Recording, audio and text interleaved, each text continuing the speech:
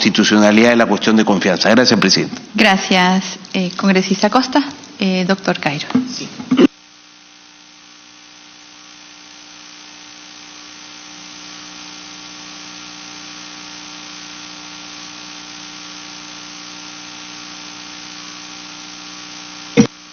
Un poco de tolerancia porque son varias las preguntas que se han hecho. Voy a tratar de ser lo más breve posible. El congresista Mantilla preguntó si la reforma constitucional aprobada por la ley 30906 es una renuncia al mandato de parlamentario y que habría sido aprobada por referéndum, lo cual sería inconstitucional. En realidad no es una renuncia a ningún mandato parlamentario, se aprobó la ley y los parlamentarios siguieron en sus cargos, no renunciaron. Lo que hicieron fue suprimir un derecho que habían adquirido al momento de ser elegidos, que es el derecho a postular en la elección siguiente. Ya no lo tienen en virtud de esta reforma constitucional. Por otro lado, preguntó cómo interpreto el quinto párrafo del artículo 134 de la Constitución, que dice que aparte de la disolución no hay otras formas de revocación del mandato parlamentario, lo cual indicaría que el acortamiento no es procedente porque sería una forma de revocación distinta. Bueno, la revocación, en síntesis, es lo siguiente: se produce cuando un funcionario pierde el cargo por decisión de otro sujeto. La alcaldesa Villarán, por ejemplo, estuvo a punto de perder el cargo porque se hizo un proceso revocatorio en el cual el pueblo pudo haber dicho que pierde el cargo, pero es otro sujeto. En cambio, el acortamiento del mandato propuesto por el presidente en su proyecto de ley sería un recorte por decisión de los propios congresistas. No se podría decir que ellos están revocando su mandato a sí mismos, así que revocación no es.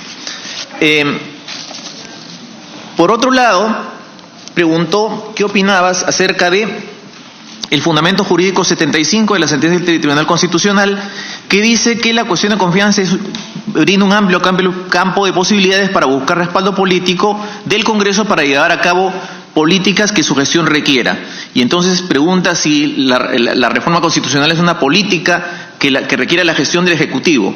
Creo que esto debe ser concordado con el artículo 60. ¿Por qué lo digo? Porque a quien le corresponde decidir si una medida que se solicita es algo que requiere la gestión del gobierno, es al propio gobierno. ¿Por qué lo digo? Porque el fundamento 60 dice que la cuestión de confianza es la manifestación del gabinete de su propósito de dimitir, salvo que la Cámara, o sea, no dimite, salvo que la Cámara apruebe un proyecto de ley o cualquier cosa que desee el gobierno que sea convertida en realidad. Eso lo dice el Tribunal Constitucional, fundamento jurídico 60. Esta es posición del Tribunal Constitucional. Entonces, creo que esto zanja el asunto en el sentido de que a quien le corresponde decidir si la reforma constitucional es necesaria para su gestión, en qué términos, dirá que para lucha contra la corrupción, dirá que es para que haya una mejor transición, lo que el Ejecutivo considere, porque finalmente va a ser sometida al Congreso y el Congreso lo va a desaprobar o no.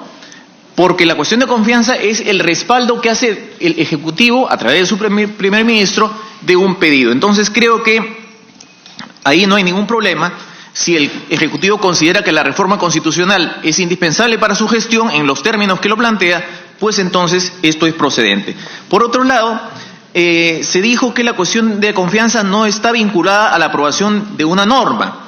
Y que la cuestión de confianza se le puede otorgar al primer ministro, se le puede decir, el primer ministro dice lo siguiente: pido cuestión de confianza respecto al proyecto de reforma constitucional, y se le puede decir, sí, le damos la confianza a usted, y después de 2 semanas decirle no a la iniciativa. Bueno, eso es imposible, porque la definición del TC, que ha dicho que es la manifestación de renunciar si es que no se aprueba una iniciativa que sería el proyecto. El artículo 132 dice: la desaprobación de una iniciativa, que sería el proyecto, le obliga al ministro a renunciar. Se dijo que no se refiere al primer ministro, pero cuando dice ministro, el primer ministro también es ministro.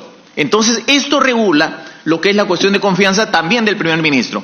Si el primer ministro plantea una iniciativa y se desaprueba, no está obligado a renunciar, salvo que haya hecho cuestión de confianza de la iniciativa.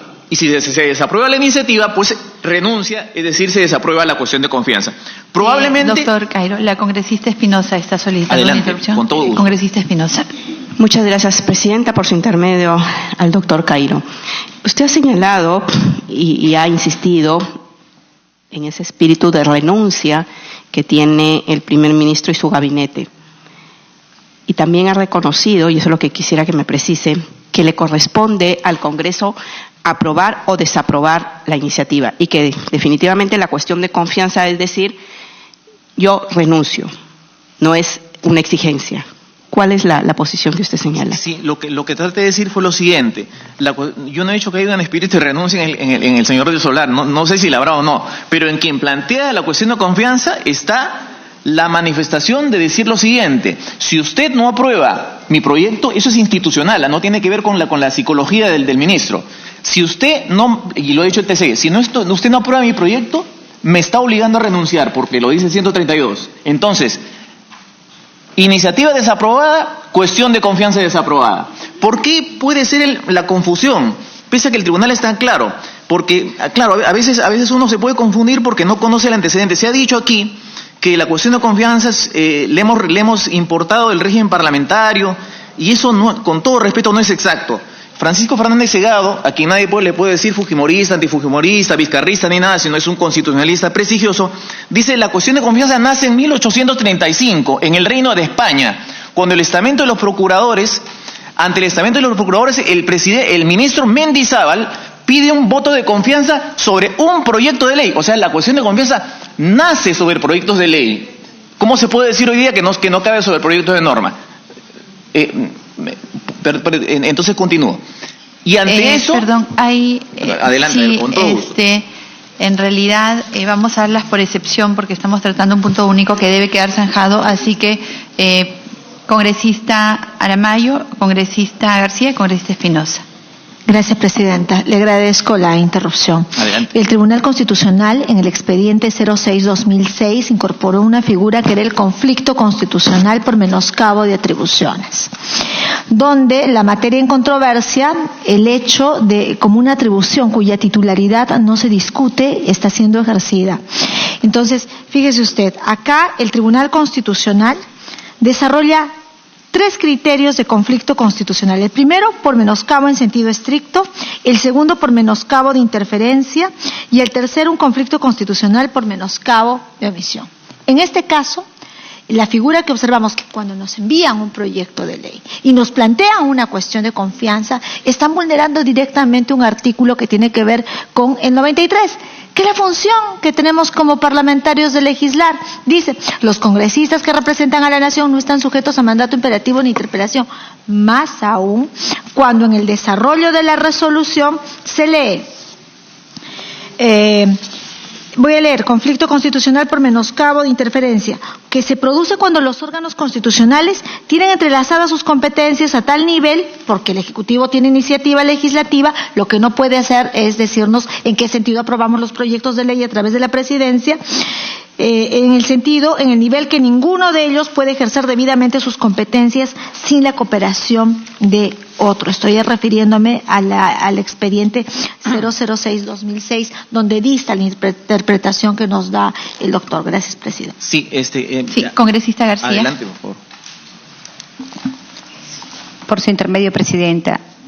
Doctor, usted hizo una reflexión a mi pregunta e indicó que era el Ejecutivo quien tenía que determinar si esta propuesta legislativa era indispensable como política de Estado para su gestión, ¿no es cierto? Para su gestión. Exacto. La pregunta es, ¿cuál es la propuesta del presidente? No es que nos vayamos todos. Entonces, ¿de qué gestión de él estamos hablando? Esa es la interrogante que me queda. Congresista Espinosa. Sí. Gracias, Presidenta. Presidenta, si bien es cierto, tomamos la figura de cuestión de confianza del sistema español, pero no olvidemos nuevamente a retornar. El sistema español es un sistema básicamente parlamentarista. Pero me pide una interrupción el congresista Carlos Mejía, aunque estoy en una interrupción, una excepción, Presidenta. No, solo para aclarar lo siguiente. Cuando el profesor Cairo habla de la referencia al año 1834, efectivamente en España la cuestión de confianza en el 834 contemplaba la posibilidad de hacer cuestión de confianza sobre paquetes legislativos. Pero en la Constitución del 78 española se debatió si la cuestión de confianza debía incorporar paquetes legislativos. Y esa parte, que fue propuesta, si no me equivoco, por Sánchez Agesta, fue desechada. En la Constitución española actual no hay cuestión de confianza por paquetes legislativos. En la de 1834 sí, pero en la del 78 vigente no hay cuestión de confianza por paquetes legislativos.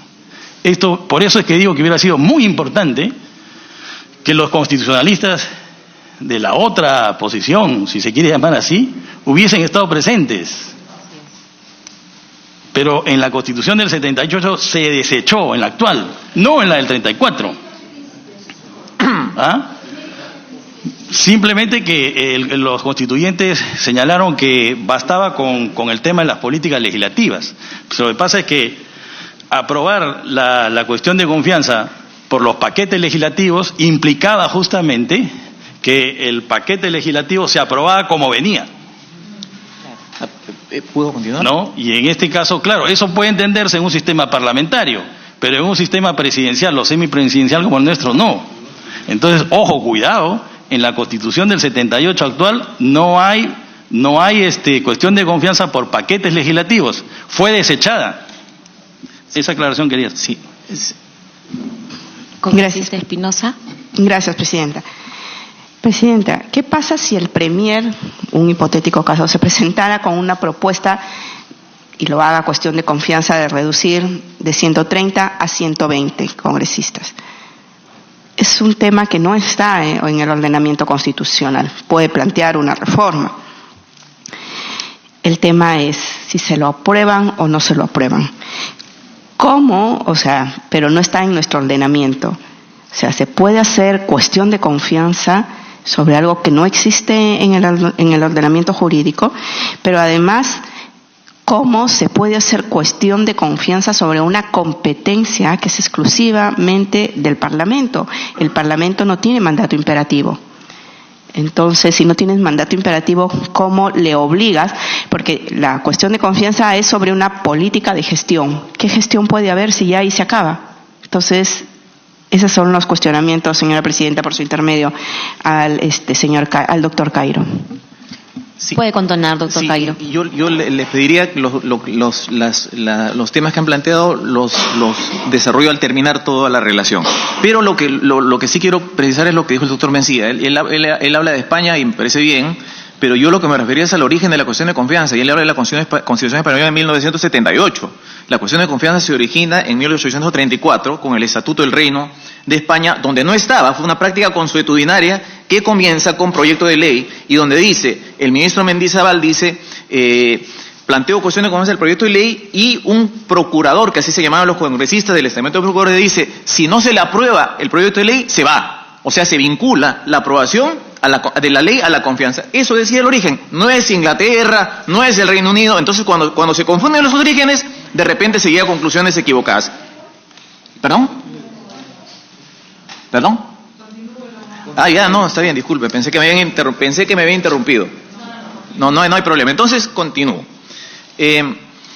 La doctora Salgado dijo que sería una espada de Damocles permitir la disolución por cuestión de confianza sobre la reforma constitucional, y que entonces todos los congresos estarían a expensas siempre de que si es que censuran, si es que rechazan la confianza de dos gabinetes, entonces se le disuelve.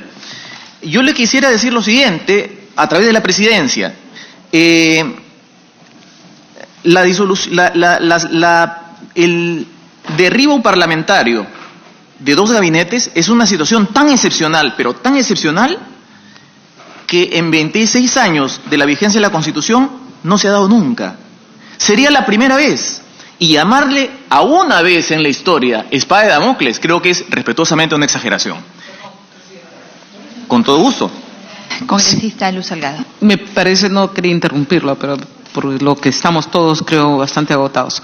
Pero lo que yo le dije fue, a raíz de los conceptos que puso, de que por cualquier cosa se podía poner cuestión de confianza, y por cualquier ley, no siquiera a un gabinete, sino cualquier ley que venga, cualquier ministro, por cualquier ley, Y eso me refería que podía ser una espada de Damocles, porque supuestamente, según la interpretación que ustedes le han recibido, aquí se puede presentar cuestión de confianza por cualquier norma, eso es lo que le he entendido, a menos que me diga que solamente por la política de Estado de un gabinete, lo cual está aceptado en nuestra Constitución. A través de la presidencia. No es una posición que hayamos traído nosotros, es el Tribunal Constitucional, fundamento 60. La cuestión de confianza consiste en la manifestación del gabinete de dimitir, salvo que la Cámara apruebe un proyecto de ley o cualquier cosa que desee el gobierno ver convertida en realidad. Ojalá eso responda a la pregunta. Después la doctora Salgado, adelante, por favor, con todo gusto. Es a través de la presidencia. Gracias, doctor. Congresista Aramayo. Gracias.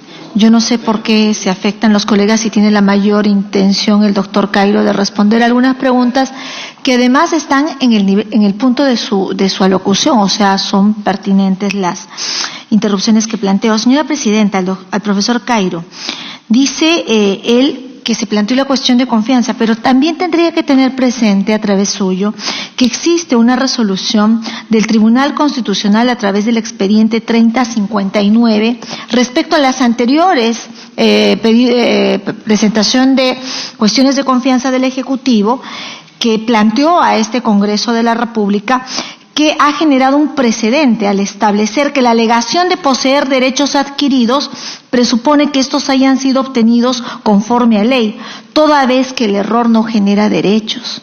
O sea, si bien es cierto, antes se planteó una cuestión de confianza, hoy podrían, con el mismo criterio, la misma razón, plantear cuestión de confianza, eso no le genera el derecho de que la confianza sea otorgada, y mucho menos de que las normas sean aprobadas dentro de este paquete con respetando estos espíritus y estas esencias que serían innecesarias plantear. Yo he concluido.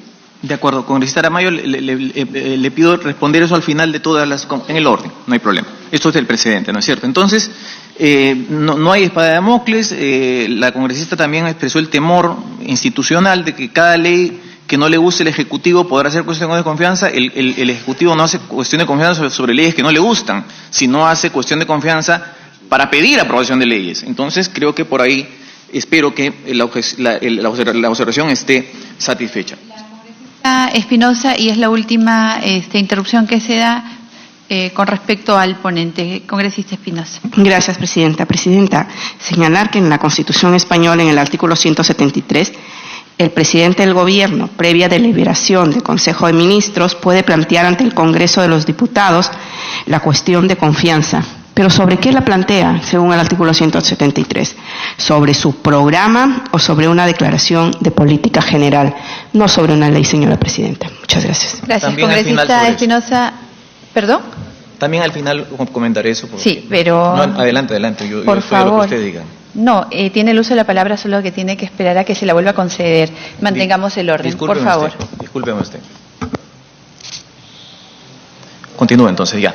Se ha dicho que el adelanto, y esto es justo a partir de lo que dijo la congresista Salgado, se ha dicho, y esto es muy importante y rescatable, y creo que las opiniones discrepantes a veces pueden llegar a coincidencias. Se ha dicho que la ley de adelanto de elecciones no es inconstitucional, sino que es inconveniente. Incluso hay un manifiesto de profesores respetables, algunos de ellos queridos personalmente por mí, que dicen esto, que no es inconstitucional sino inconveniente. Yo estoy de acuerdo, no es inconstitucional. Y si es inconveniente o conveniente, es una cuestión jurídicamente irrelevante, porque todos los proyectos de ley que ustedes revisan son convenientes o inconvenientes según su criterio, y ustedes pueden aprobarlos sin aprobados, pero no son inconstitucionales.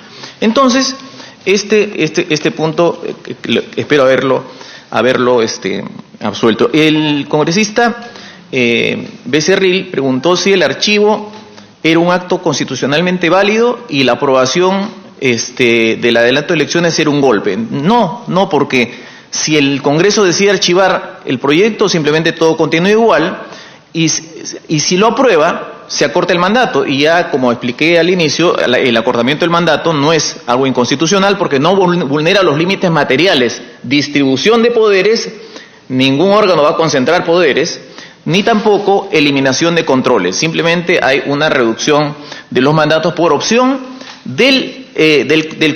propuesta por el Congreso y aprobada por el Congreso, si ustedes lo tienen a bien.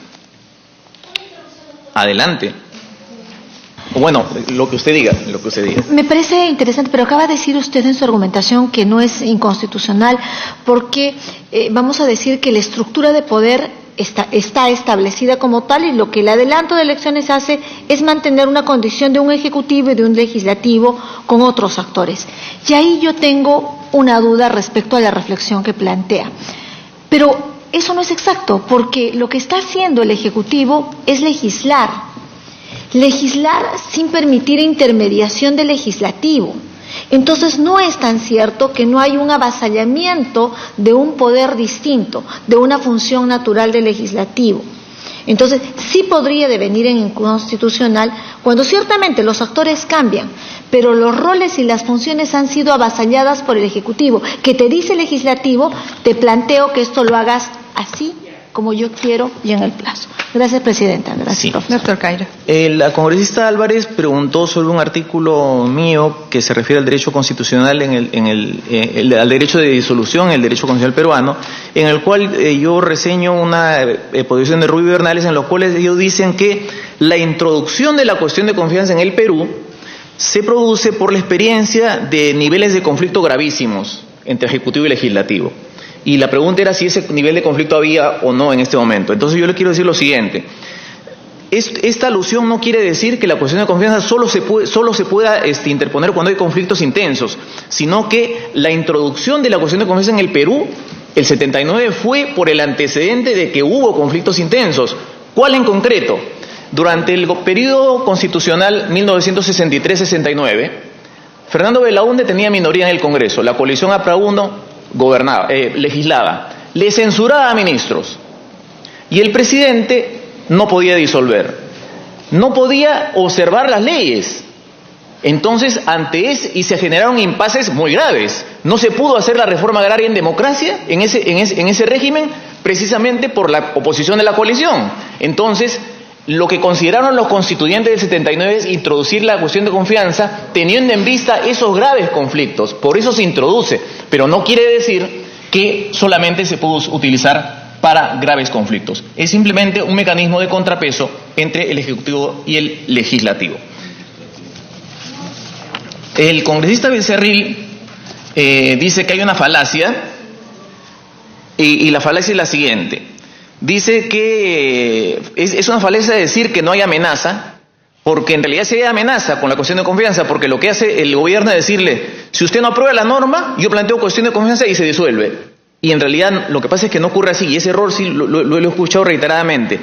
La cuestión de confianza no se plantea cuando se desaprueba la norma. Cuando no se aprueba la norma ya no hay nada que hacer. La cuestión de confianza se plantea antes para pedir que se apruebe la norma, y no con amenaza. Se le dice... En todo caso es una amenaza bien curiosa.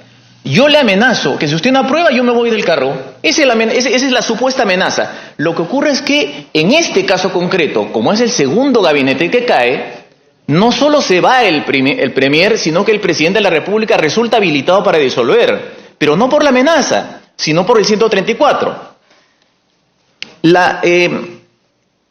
El incremento de elecciones, el incremento del plazo sería inconstitucional, sigue preguntando el congresista Becerril.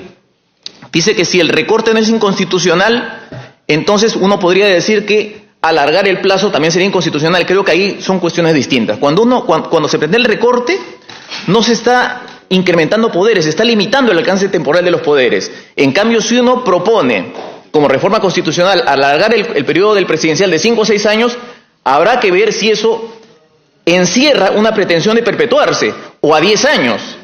Habrá que analizar ahí, en ese caso específico, si eso encierra una pretensión inconstitucional. Habrá que ver si alargar el periodo, pero reducirlo en modo alguno.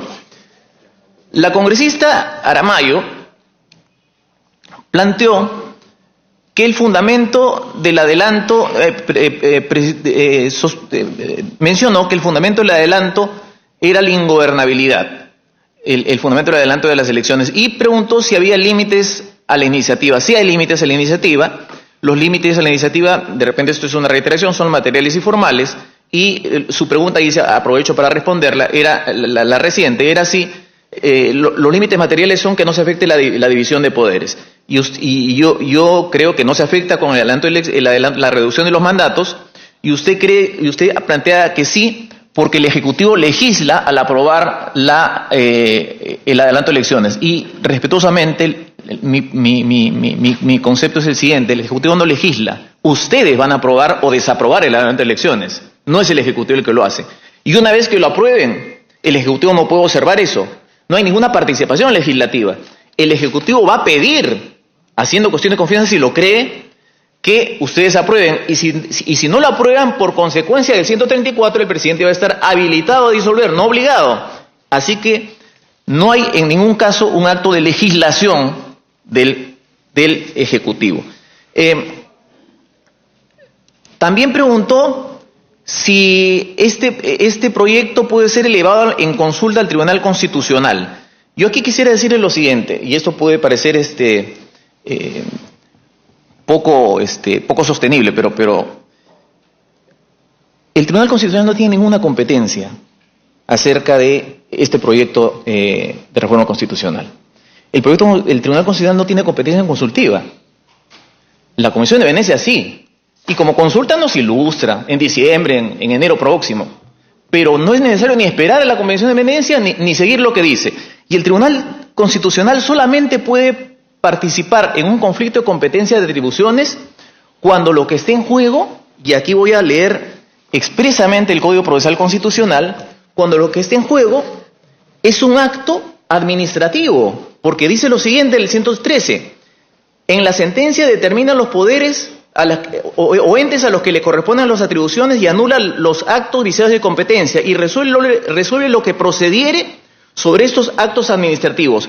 Un proyecto de ley no es un acto administrativo.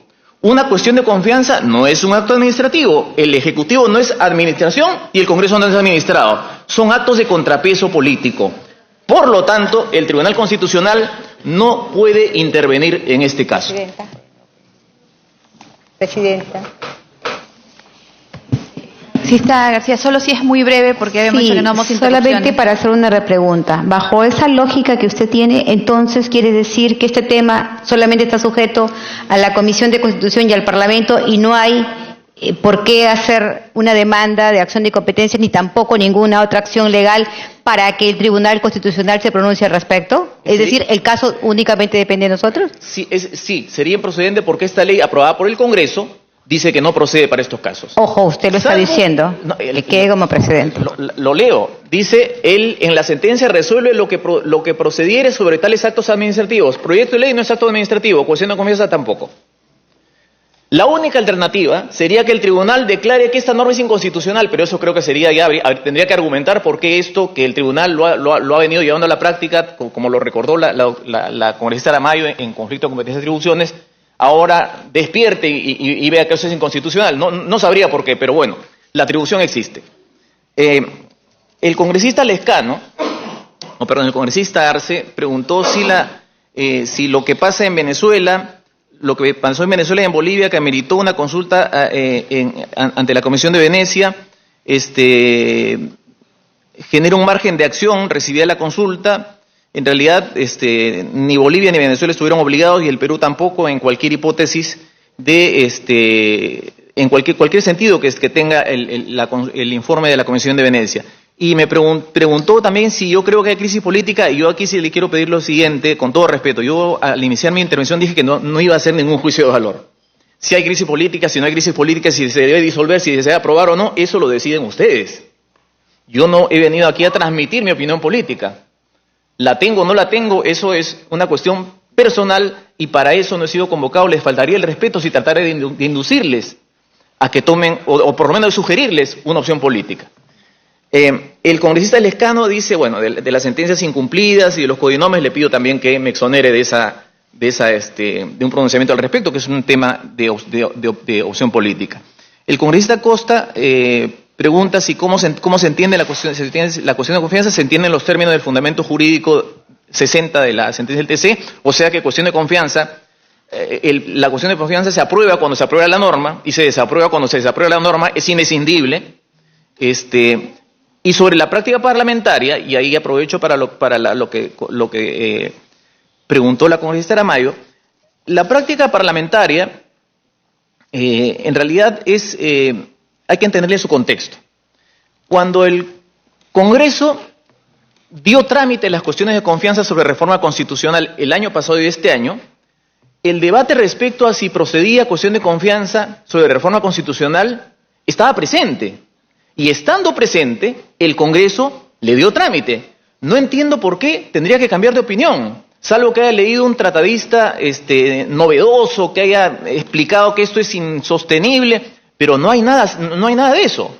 Simplemente es una invocación a la consistencia en la posición. Si antes el Congreso dijo que sí se podía tramitar cuestión de confianza sobre reforma constitucional, habiendo un debate al respecto, no se entiende cómo podría decir lo contrario ahora. Eso es todo lo que tiene que ver con el presente. Ahí no hay obligación jurídica, hay exhortación a la consistencia. Nada más. No es otra cosa.